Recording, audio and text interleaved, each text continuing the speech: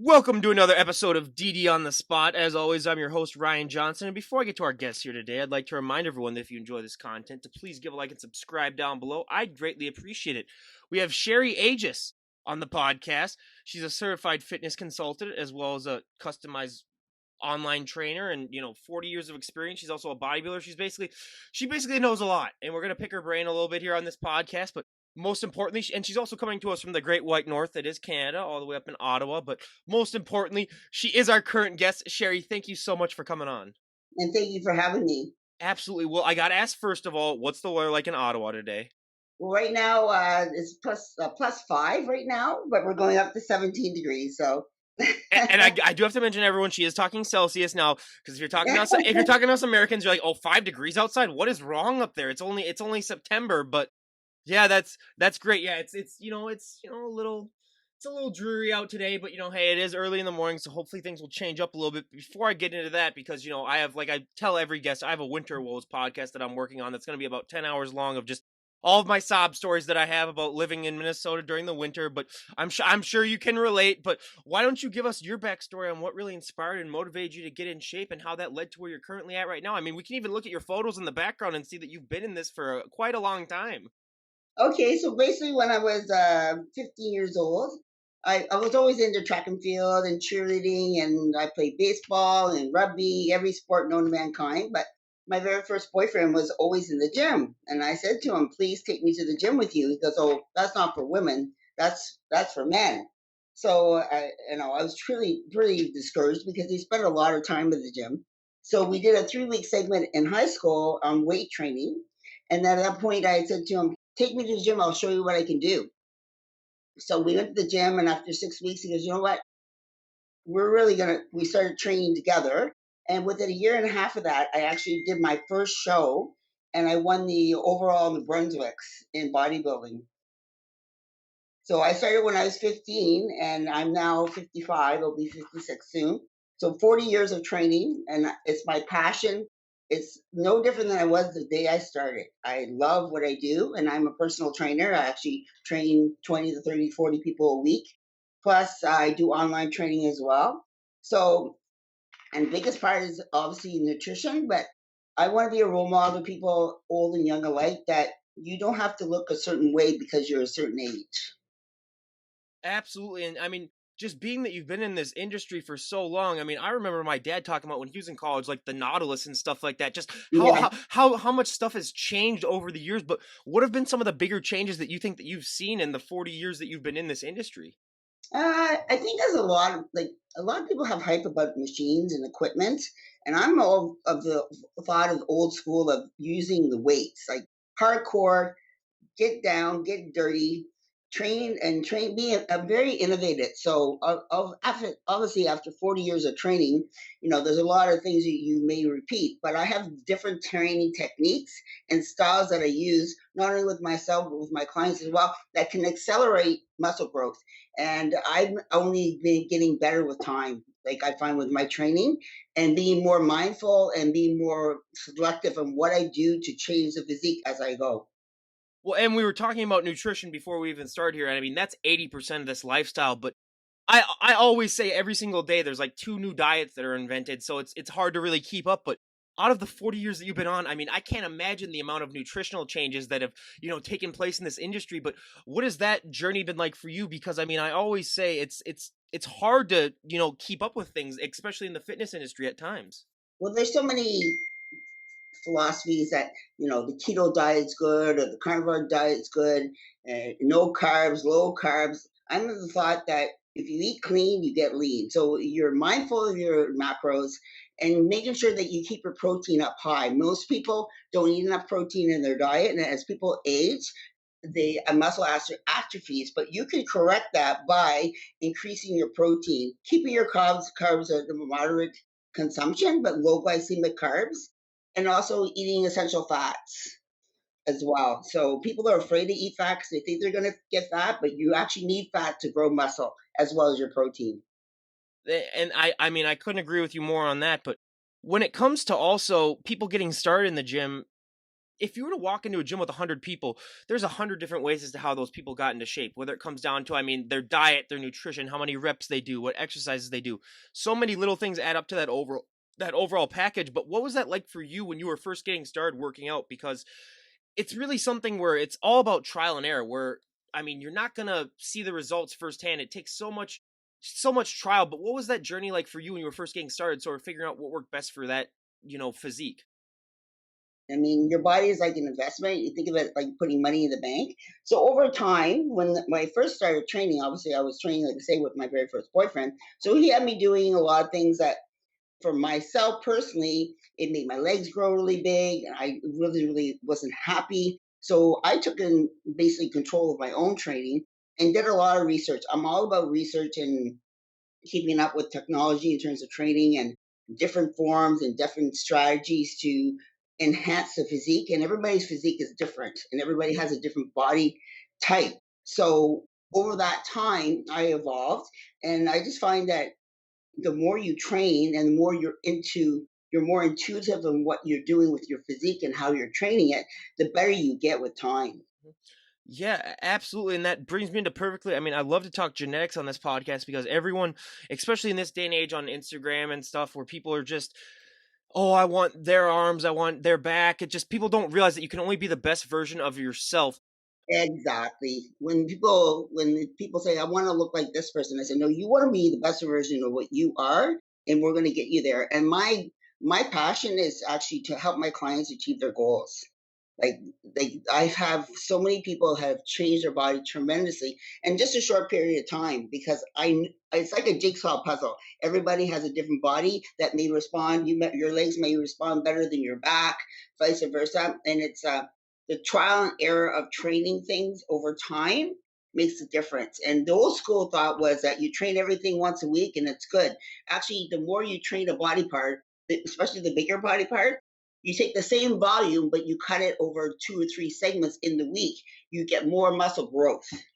So it's like new technology is coming out all the time, and you have to stay on the cutting edge.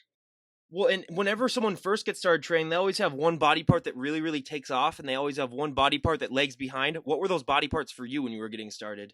Uh, my legs grew like crazy because I'm very short. Definitely a mesomorph, and my back grew like crazy. So my back and my legs are probably my best atrophies. But my weakest body part was probably my shoulders, but that is obviously changed a lot Yeah. over time. But it's being mindful. So when I look at a person, I can see what's going, and I can see what we need to work on more. So you may love to train your legs or may love to train your back, but you need to train your shoulders more to match up with the rest of your body to have a complete physique. Mhm. Yeah. I mean, for me, I'm 6'3", so my legs and my lower body are just absolutely shot. Where I mean, I always said I could inject pure muscle into my legs and they wouldn't gain an ounce. I mean, it's not working. But hey, so I always love asking that question because the results are really just so different for every single person. People are very impatient, but it's Mhm. an investment of time. Like, so your nutrition is such a big part of that. You only spend 1 hour in the gym, maybe an hour and 15 minutes. It's the other 23 hours of the day that you have to be mindful of what you're consuming, and supplementation as well, to make your body change. Absolutely, and that's why, like, people in my generation, this would not be a good lifestyle for them because they want everything now and they want it Yeah, yesterday. it's instantaneous. Like you say, Instagram. People Photoshop and stuff. I don't Photoshop my pictures. My pictures are what my pictures are, and I'm proud of it. Yeah, I would. Hey, when I reach your age, if I have a look like that, I'd be super proud as well. So, hey, kudos to you. But it's totally working. But when it also comes down to the mental side effect of this sport, I mean, it's always just out there that the physical changes because so many people recognize that, but the mental side I think Mhm. is so much more important. What was that mental change like for you? Because like I was saying before, I mean, people notice the physical, but that mental side is the one that really only you tend to really recognize a lot. Exactly. So, I'm a very driven person, but finding with the sport, it makes you also very organized. So you have to be organized with your food. You have to be organized with your supplementation. You have to be organized with your training. You have to get adequate amounts of sleep. And it find mentally for myself, yes, I like to look good physically, but it's more the emotional aspect that I'm doing the best I can to take care of my health. Because at the end of the day, it's your bone density, it's your muscle mass, and your actual overall outlook in life that keeps you young. You know, most people say, "Oh, well, I look good for my age." Well, I'm 56 and I feel like I'm 20. Right? It's all about the mental aspect of how you want to be. And there's a lot of negativity when it comes to, especially for females, in terms of training. You know, they have the, oh, you look like, you're too muscular. Well, I'd rather have a lot of muscle, and I have a lot of feminine female muscle as opposed to being soft and inadequate and feeling weak, and my joints and my tendons are weak. And I don't want to, I'd like to, really exasperate that and make people realize that you can feel good at any age that you're at. I couldn't agree with you more. And a myth and stereotype that we always bust in this podcast, and we talked about it before we started recording, is that it's gotten better the last 5 years due to Instagram, but there are still so many women that to this day have that fear where they walk into the gym, they just immediately want to just do the cardio because they're afraid of the weights, and they just have that fear that, if I do one curl, I'm going to put on 50 pounds of muscle overnight. And, that's just not the case. But I know, I mean, It takes especially, years to put on yeah, muscle, years. especially when you were getting started, that was much more of a myth. But how do you like to respond to that now? Because I bet you still hear that all the time. Well, I just find that, a lot of women are asphyxiated with those scale, right? So I weigh this weight. And I'm trying to really, exaggerate with my clients that it's not about your weight, it's about your body fat to muscle ratio. So you can weigh 120 pounds and be soft and mushy, or you can be 120 pounds and be hard and muscular. And the benefits of being harder and muscular not only look physically better, but also you can burn a lot more calories at rest. And I love to eat, so that's why I like to train. That's one of the benefits that, I mean, it really should be just plastered out there, is that, yeah, you can eat more and get away with a lot. But you mentioned sleep before, and I always say that is the most important thing when it comes to recovery. It is the most important thing. It might be the most important thing overall, but especially in this day and age where with technology, even I struggle a lot to find the proper amount of sleep, and I think a lot of people do today. What is the recommended amount that you try to get, and are there any tips and tricks that you do in order to get that recommended amount? Because I think everyone's looking for, better sleep. Well, so I'm going to be very honest with you. I have a really difficult time sleeping. I'm a very hyper person, so I have to stay away from the phone or the computer at least an hour before I go to bed. Make sure all the lights are turned off. Yada yada yada. But my mind is always racing. But I try to get a minimum of 5 hours of good sound sleep. I can live off 4 hours sleep, but I mean the old school of 8 hours sleep. That's a mess. You sleep when you're tired. You know, my body needs a little bit more rest too because of course I'm training people all day long, but I can survive on 6 hours sleep.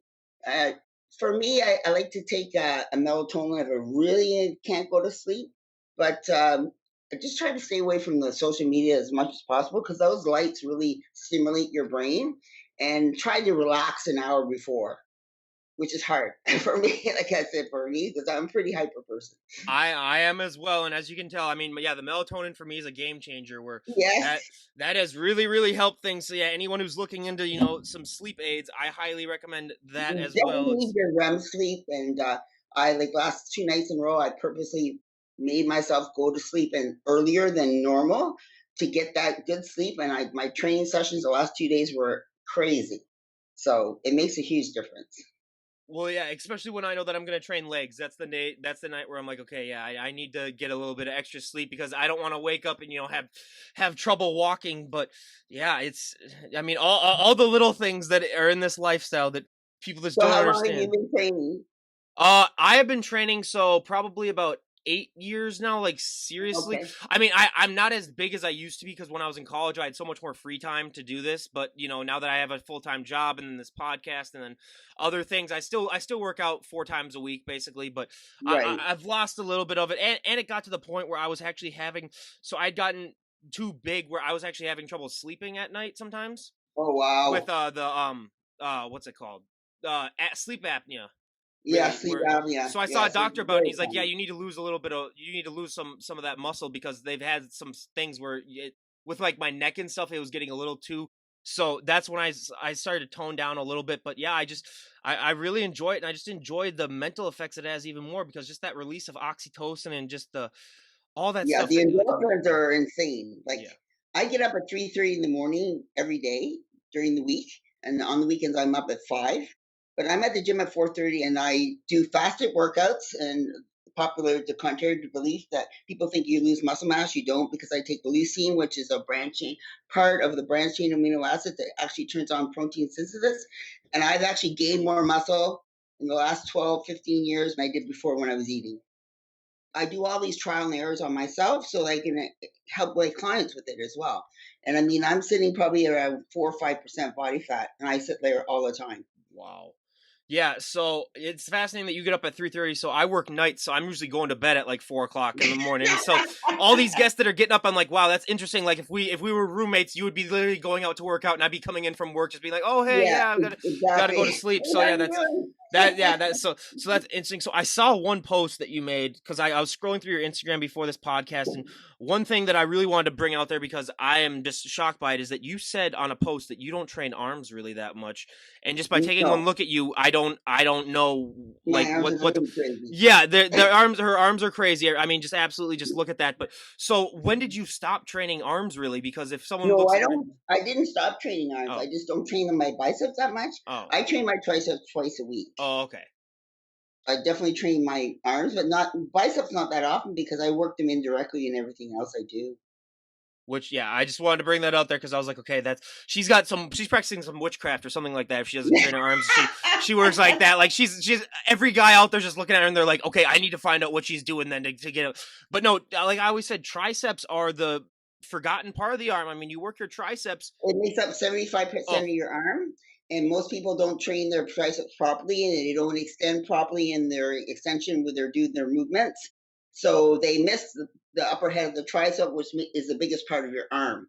So you need to do a lot of underhand grip movements, isolation. One, I like the cables a lot because cables really isolate and you can really be strict on the form. And it's not about how much weight you lift. Like people have a philosophy that think that more weight is better. I use maybe half the weight I used to use when I was younger, and I have more muscle because of it, because I'm very focused on the contraction. And that's the most important thing I want to get across in this interview today is that it's not about what you do, it's what you do with it. well, and I always say too, there's a huge difference between powerlifters and bodybuilders, and I don't think the general public really understands that. Where they look at bodybuilders and they just assume like, oh, they're. I mean, don't get me wrong, bodybuilders are very, very strong, but it's just they're not powerlifter strong. Where they're not going to be, going and benching 500 pounds, and then you're like, oh my god, that's incredible. So that's one thing that I think a lot of people don't differentiate as much really as they should. But I mean, also with this whole bodybuilding experience that people just don't seem to really grasp is that, I mean, it's so much more than just the working out and the going on stage and the posing. I mean, that is 1% of this lifestyle. For me, it's every day is a show day because it's my business, but also I got my pro card in bodybuilding, but now I compete in physique. So it's a little smaller, a little softer look. I'm still shredded, but I don't want to look like a man. So the bodybuilding look was really over the top. I'm sitting at 133 right now. When I was doing bodybuilding, it was about 150, and I'm 5'2", so I just didn't feel comfortable at that weight. I was still always lean for my shows, but I feel a lot better aesthetically and physically now with my physique where I stand. What was your diet like being 150 at 5'2"? I eat a lot of food. So and generally every day I consume probably 25 to 3,000 calories a day.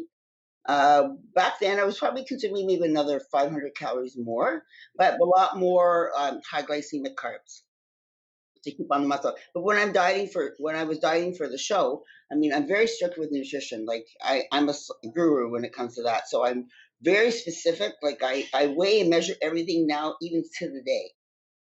So I did, just like I say, I just did a photo shoot last Wednesday past, and I was show shape, I was show conditioned for that because I have to. I'm representing myself Hmm. as my business as Yeah. well. Well, yeah, absolutely. And that's, when you have your own business, that's one thing that you also have to worry about. But when it comes to bodybuilding, I mean, I always say the one thing that I was never really that familiar with, that I was aware of, but it shocked me that for so many of these competitors, it's the most important thing and it's the hardest thing is posing. I mean, I would have Yeah. never guessed it in a million years. It's also it's harder than your nutrition, it's harder than your working out, and I like to compare it now to being Posing is like a workout. People yeah. don't realize it. So when I did a photo shoot for 8 hours on Wednesday and I was posing and flexing, it was like, okay, I'm doing it's like an 8-hour workout all day long. But when you're going on stage and you're presenting what you built, you need to know how to represent that in posing. And if you don't practice your posing, it shows physically, it shows emotionally, it shows on your face, and people, the judges can tell too if you're not been practicing and rehearsing. Because when they ask for a double bicep, you should be able to just pop that arm up and that flexes.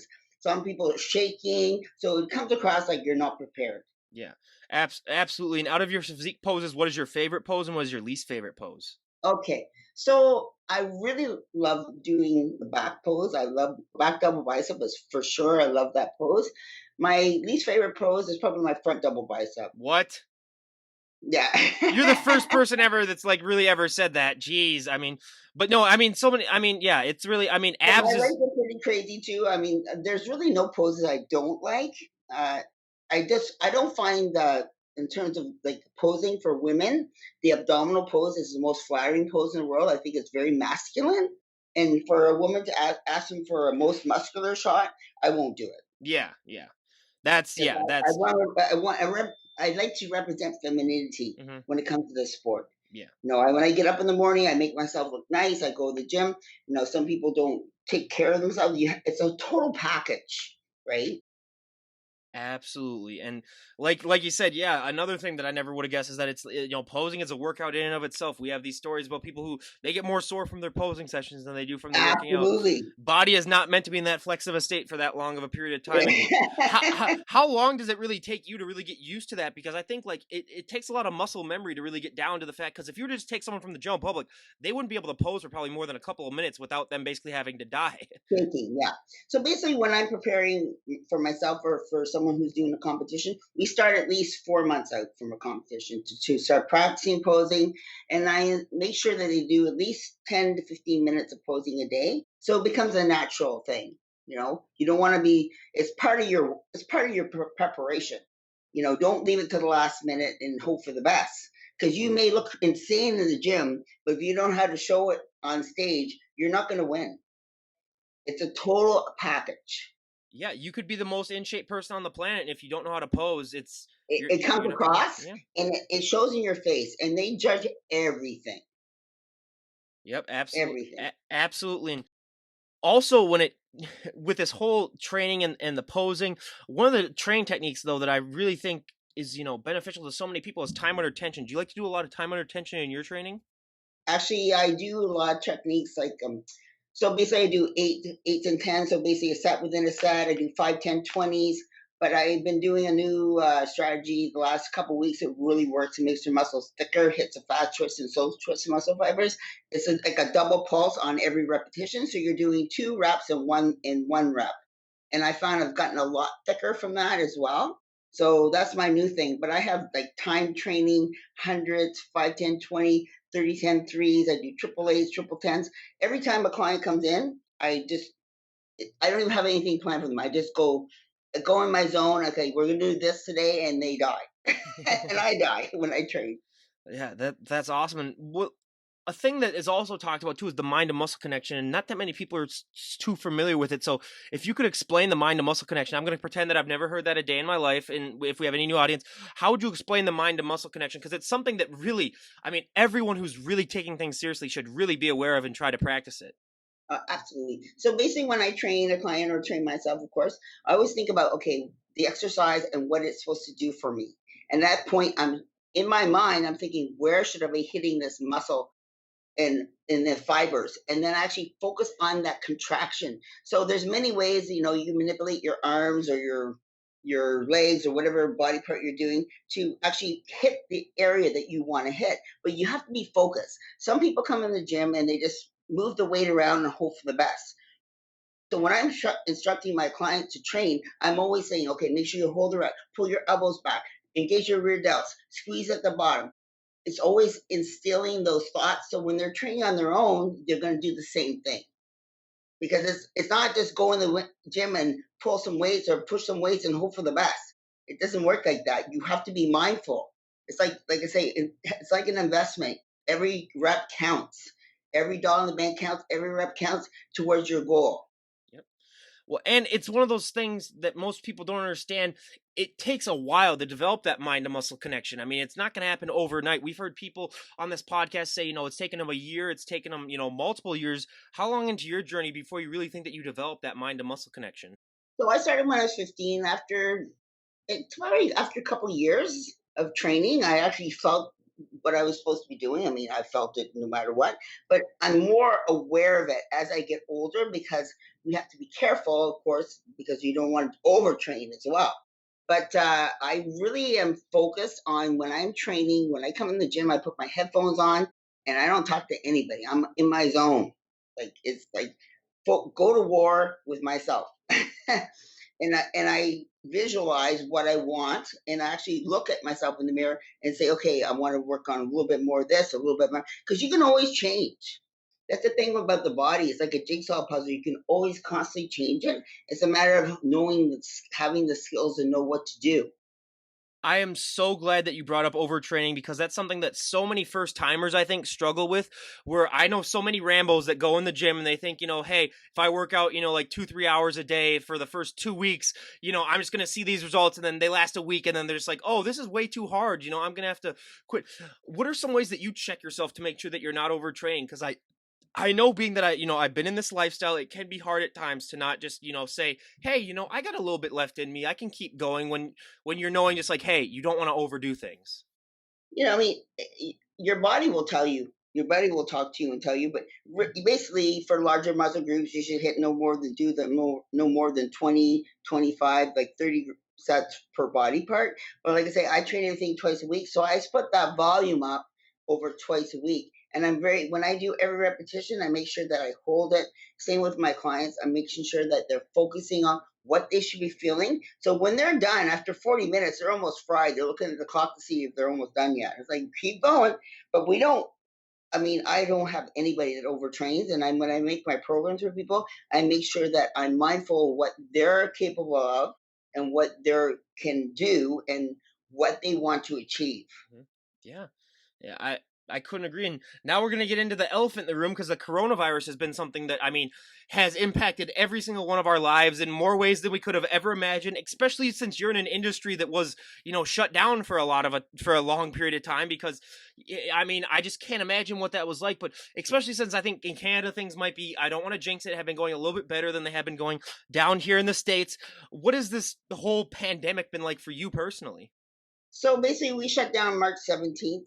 It was really challenging for me. Fortunately enough, the owners of the gym I wear, there's a couple that just it's an independent gym. They were doing renovations, so I was able to come and train here, but like 4 days a week. And the other days, I actually worked out at home. I have door bands and have like I use laundry soap, detergent. I did what it took to make the work. I never missed a day.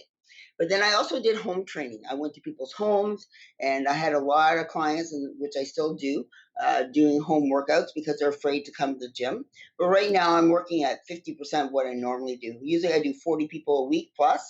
I'm lucky to get 20 right now because people are just afraid to come to the gym. Well, yeah, and that's understandable, but it's so great that you're doing the home stuff because I think, yeah, a lot of people would really, really benefit from that. But were there any like food shortages or anything like that? We had a few of them in the States here, but was there anything like that up in your neck of the woods? Not really, but the food prices have definitely increased, and we went on a big sprawl there for a while that people were buying toilet paper like crazy. Oh my god. Which I always tell people, it's like, why do you even need? First of all, there are leaves. I mean, it's like if push really does come to shove, I don't get some of these people, but hey, it just shows how crazy things can get, it But can get people for a have while. But become very obese now with the COVID because people stayed at home, they eat whatever. A lot of people are very emotional, so they eat through their emotions and got depressed, and now they put on even more weight than than they wanted to. So, and then it's kind of like a downward spiral where you have to get them back into the into the realm of getting back on their nutrition, get back to the training because you can fall off the rails and you're done. But that's my role, is to pick people up. And I'm a very highly motivated person. And I highly motivate my clients. So I'm very fortunate. The ones I do have, the clients that haven't come back yet will come back. But my gym where I work at New Body Dimension is immaculate. Like, we're cleaning protocols, clean before, clean after. You wear your mask. I wear a shield when I'm on the floor with my clients. I mean, we're very safe, and it's an independent gym, so it's not like a Good Life or a chain gym where there's lots of different establishments. There's just the one, and we're allowed 50 in the gym, and max at one time we may have 25 on the floor. So we're very fortunate. But this gym is very serious and hardcore without being in your face either. And also, on top of this whole coronavirus, the one positive thing that I think we can take from it, at least if we're going to try to mix a positive thing into it, is that so many people have so much more free time now to actually get in shape now if they wanted to. Because I bet, as a personal trainer, that number one excuse that you hear probably is, "Oh, I just don't have the time." Exactly. And so many people say that, and I always tell them, I was like, everyone has the same 24 hours in the day, unless you're like You know, Dwayne the Rock Johnson, where I'm pretty sure he made it like a deal with the devil for like an extra 3 hours, because how he's able to do everything, I don't understand. But yeah, yeah. it's just. But what No, advice I do you? would say 1 hour is 4% of your day. And if you're sitting on the TV, watching TV, or sitting on your phone on Instagram or Facebook, you have time to work out.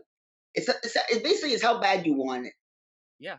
How bad you want it. Well, and what advice do you also have for those people who are looking to get started? Because I always say taking that first step into the gym is the hardest thing. Once you take that first step, everything becomes so much easier. It's not to be intimidated. We're all at different levels.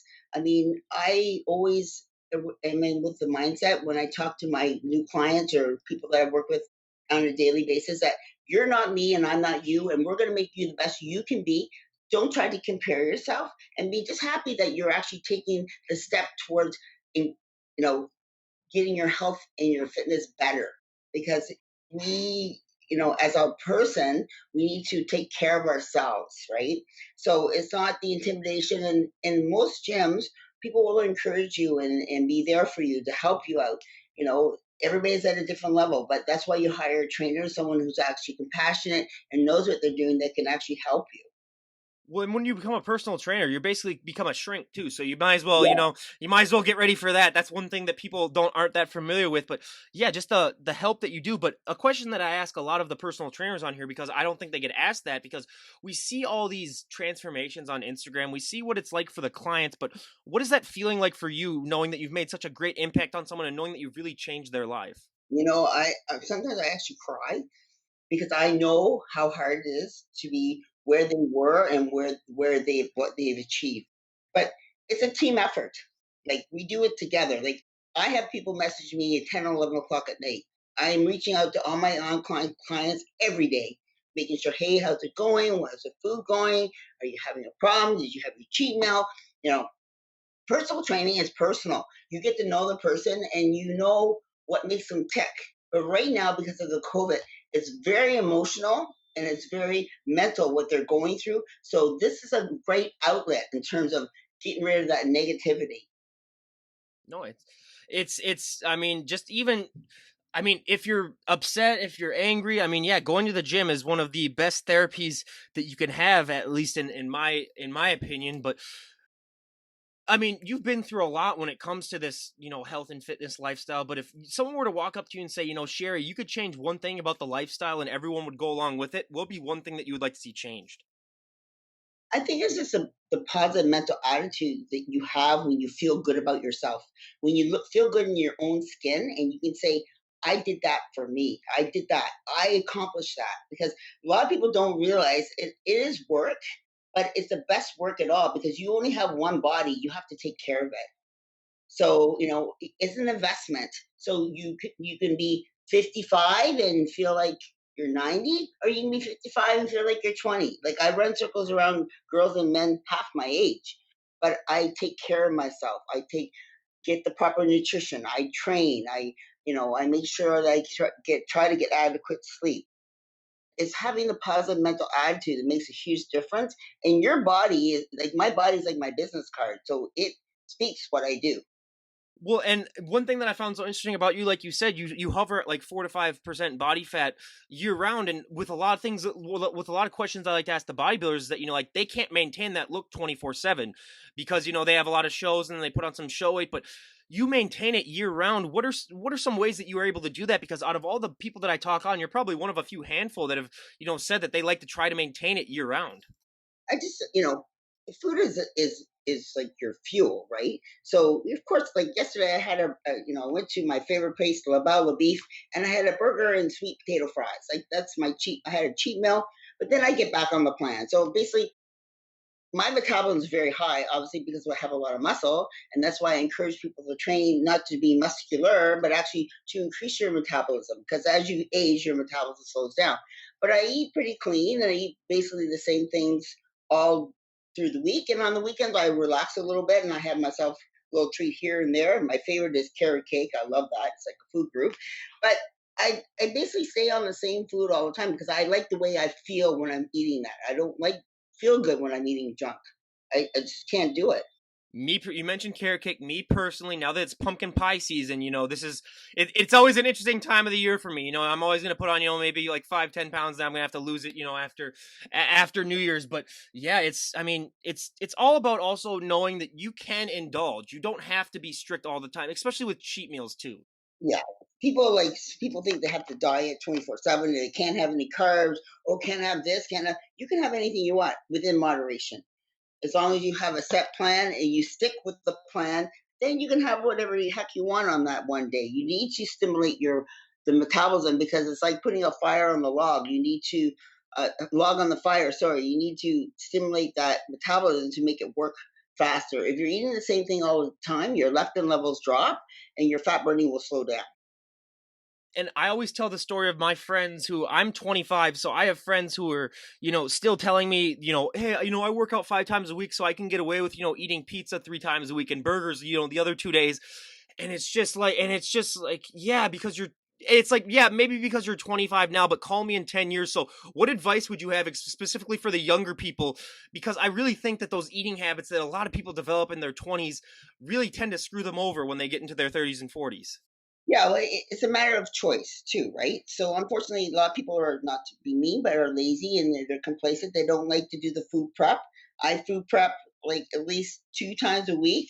I make sure I have enough chicken and sweet potatoes and rice, and so it's being prepared. So if you're prepared, by all means, you're going to gravitate to that food. Plus, it's a lot cheaper than eating taking takeout or getting pizza or whatever the heck they want, and you're not going to look the way you want. So you can train all you want, but if you have like it's like putting diesel fuel in your Lamborghini. You're not going to be able to perform or drive that car the way you want to. I also have to put an asterisk out there because there are some of those absolute genetic freaks that I hate more than life themselves.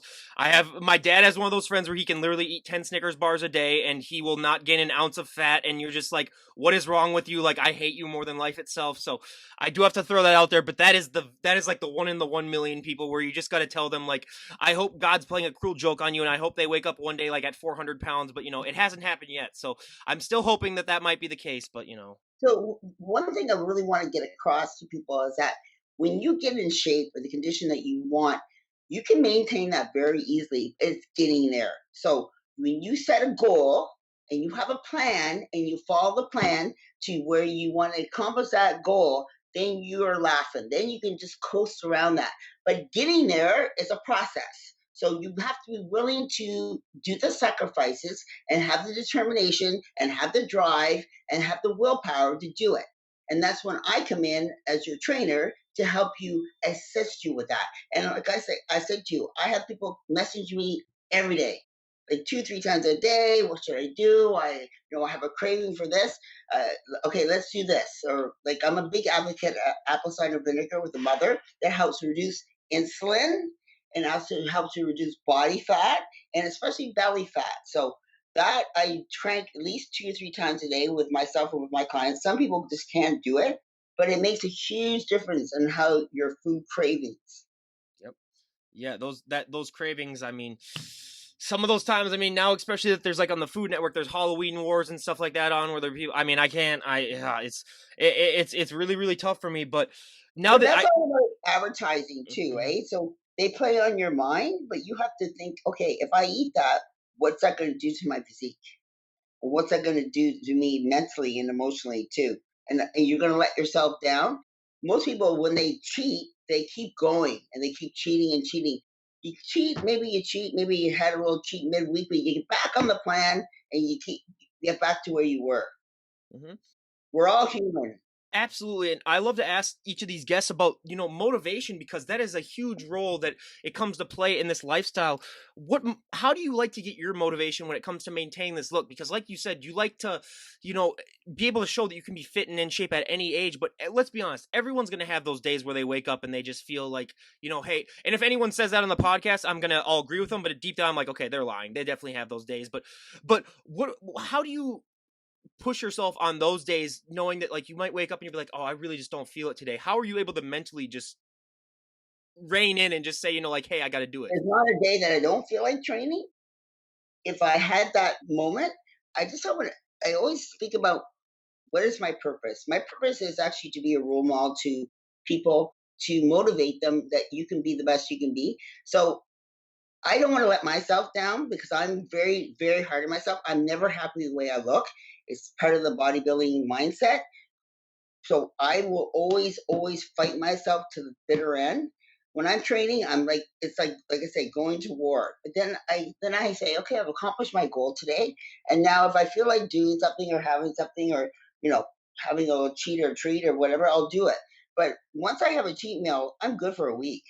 I have no desire. Like I've fulfilled what I was looking for.